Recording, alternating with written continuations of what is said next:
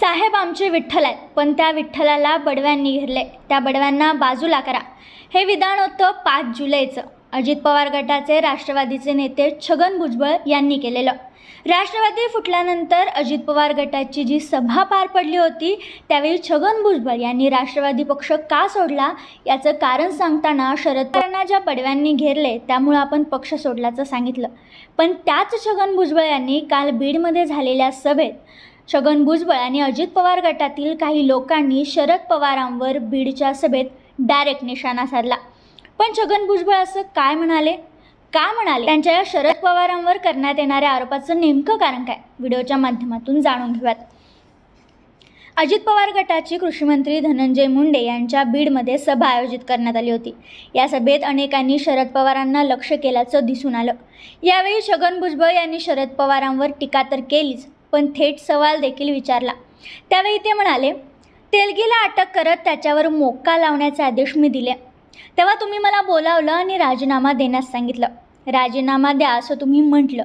नंतर फोन आला, भुजबळांचा राजीनामा घेऊ नका, त्यांची काही चूक नाही. तरीही तुम्ही माझा राजीनामा घेतला. 1992, 93 आणि 94 साली तुमच्यावरही आरोप झाले होते.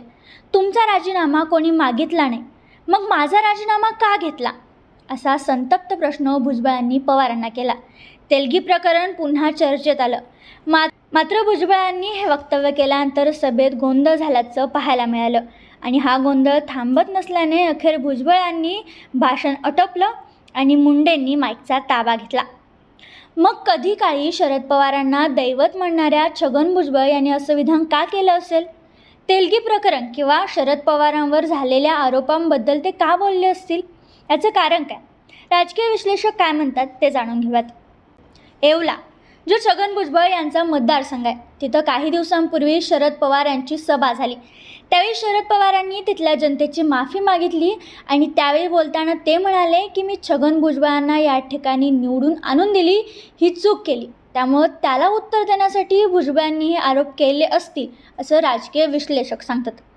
दुसरं कारण हे देखील असू शकतं, ते म्हणजे अजित पवार गट गेले कित्येक दिवस शरद पवारांची मनधरणी करत असल्याचं पाहायला मिळते. शरद पवारांनी झालं गेलं विसरून जावं आणि भाजपसोबत यावं, म्हणजेच उरलेल्या अजित पवार गटासोबत यावं असं शरद पवारांना सांगताना दिसतात. मात्र शरद पवार त्यांचं ऐकतील आणि अजित पवार गटात सामील होतील किंवा भाजपसोबत जातील असं काही वाटत नाही आहे. त्यामुळे आता पवारांवर आरोप करून त्यांच्यावर या माध्यमातून दबाव टाकू शकतो का, हा प्रयत्न अजित पवार गटातून केला जाऊ शकतो.